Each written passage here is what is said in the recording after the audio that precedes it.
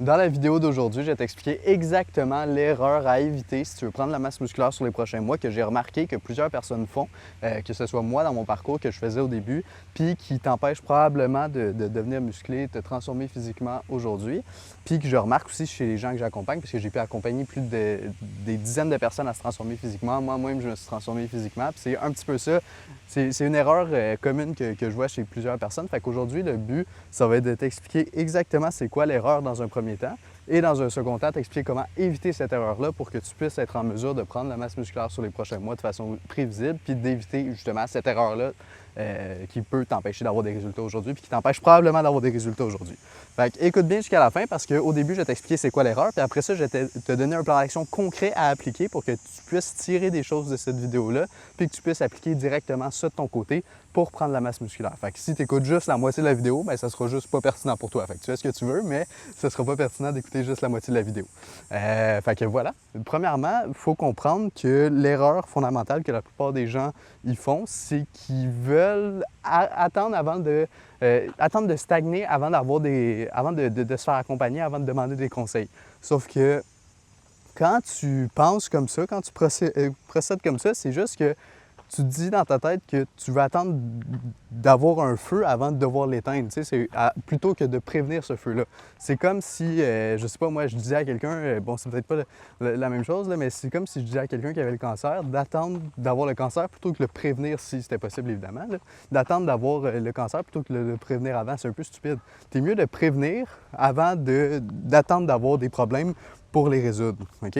Comme ça fait en sorte que tu progresses constamment. Parce que le problème, c'est que si, par exemple, je sais pas moi, tu mets en place quelque chose là maintenant, puis que tu atteins un plateau dans, je sais pas moi, 3 mois, bien, tu vas perdre énormément de temps pour te rendre compte qu'au final, tu stagnes alors que tu aurais pu prévenir cette stagnation-là, puis juste mettre en place des choses différentes pour empêcher ce plateau-là puis avoir des résultats directement. Fait que c'est comme si tu perdais du mois, tu perdais du temps, tu perds 1 mois, 2 mois, 3 mois dans ta progression, alors que tu pourrais simplement gagner du temps puis avoir des résultats stables au final. Parce qu'admettons qu'on prend un exemple. Okay? Moi, là, je veux prendre la masse musculaire, puis là, je me dis que ce que je fais actuellement, c'est correct, il n'y a pas de souci, je vais attendre de stagner avant d'avoir des résultats. Sauf ce qui se passe, c'est qu'au début, quand tu commences la prise de muscle, bien, tu as tout de suite des résultats parce que peu importe ce que tu fais au final, tu as quand même des résultats parce que c'est le début, tu progresses. Mais plus tu vas avancer dans ta progression, plus si tu ne mets pas en place des actions différentes, bien, tu vas continuer de stagner. Puis c'est à ce moment-là que moi, j'interviens, par exemple, c'est que je vais t'empêcher de stagner. Puis la plus grosse erreur que les gens font, c'est qu'ils pensent qu'ils ne vont pas stagner, fait qu'ils ne mettent pas en place des choses différentes pour se rendre compte, après ça, après avoir mis des efforts, des entraînements, tout ça, qui stagnent, puis ils ne comprennent pas pourquoi. Puis là, tu perds du temps, là, tu te frustres, là, tu vas abandonner. Fait que moi, je t'évite de passer par cette phase-là, puis de directement progresser constamment au fil des mois. Donc, je te fais pas cette vidéo-là avec une méthode précise, un truc, tu sais, je vais te dire des trucs à appliquer pour éviter de stagner après, mais je te dis pas ça pour donner une méthodologie claire, précise, tout ça. Je te dis juste de ne pas repousser tes objectifs, d'arrêter de penser qu'il faut que tu stagnes avant de mettre en place des choses différentes. C'est maintenant qu'il faut que tu agisses, puis c'est maintenant qu'il faut que tu... En fait, c'est toujours mieux de prévenir que d'éteindre des feux quand il y en a. Mais t'es mieux de prévenir l'incendie plutôt que d'éteindre les feux quand il y en a. Pour plusieurs raisons, parce que ça va te faire gagner du temps, ça va te permettre de ne pas mettre de l'énergie puis des choses dans la mauvaise direction. Puis de juste gagner du temps, de l'énergie, de l'argent même, parce que souvent, tu dépenses dans des compléments alimentaires, tu investis dans peut-être des coachings ou je sais pas. Fait que tu sais, c'est mieux de mettre en place des choses maintenant, de mettre les bonnes choses en place maintenant que de devoir prévenir. Bref, je pense que tu as compris.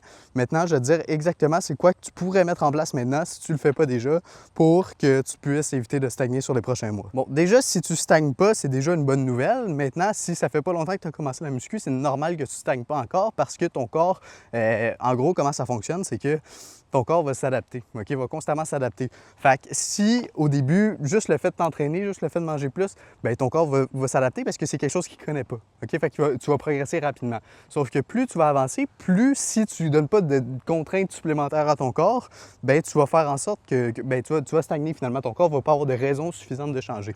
Maintenant, pour donner une raison suffisante de changer à ton corps, ça va se passer au niveau de l'entraînement, ça va se passer au niveau de l'alimentation, au niveau de la récupération aussi. Parce que tu as beau t'entraîner super fort, si tu ne récupères pas assez, mais ton corps ne va pas avoir justement le temps d'adaptation pour changer au final. Fait que concrètement, comment ça se traduit? Ça va être en termes d'entraînement. Déjà, toujours appliquer la surcharge progressive. Je ne sais pas si tu connais, mais tu sais, la surcharge progressive, c'est vraiment juste d'augmenter ses poids, mais pas juste ses poids. Okay? C'est d'améliorer son exécution, d'augmenter ses poids, d'augmenter sinon le nombre de répétitions. Ça peut être quelque chose qui se fait aussi. De diminuer le temps de repos ou d'augmenter le temps de repos dépendamment de tes besoins. Améliorer l'exécution sur tes exercices, c'est juste de mieux faire tes exercices. Fait que c'est pour ça que moi, je donne du feedback aux gens que j'accompagne sur leurs exercices, ou même des fois, il y a des gens qui m'écrivent puis qui m'envoient une vidéo de leur exercice puis je leur donne du feedback gratuitement, ça me fait plaisir. Là. Fait que si c'est quelque chose que tu veux faire, tu peux m'envoyer ta vidéo sur WhatsApp, premier lien en description. Tu rejoins le canal, tu m'envoies un message, tu m'envoies une vidéo, peu importe, puis je t'analyse ça. Mais pour revenir au sujet, c'est ça. C'est d'avoir une surcharge progressive au niveau des entraînements. OK? Fait que ça veut dire qu'il faut que tes entraînements soient bien construits pour pouvoir te permettre d'avoir cette surcharge progressive-là. Aussi avoir un bon temps de repos. OK? Fait que ça veut dire que si tu t'entraînes 6-7 fois par semaine, ça se peut que tu t'entraînes un petit peu trop. Fait que juste t'entraîner 3-4 fois, des entraînements bien construits avec un temps de repos suffisant entre chaque exercice. Puis, au niveau de l'alimentation, ça va être d'ajuster tes calories en fonction de ta dépense énergétique. Ça veut dire que si, déjà, tu dois être en surplus calorique, mais si tu stagnes, c'est parce que peut-être aussi au niveau de ton alimentation, tu n'es pas assez élevé en surplus calorique.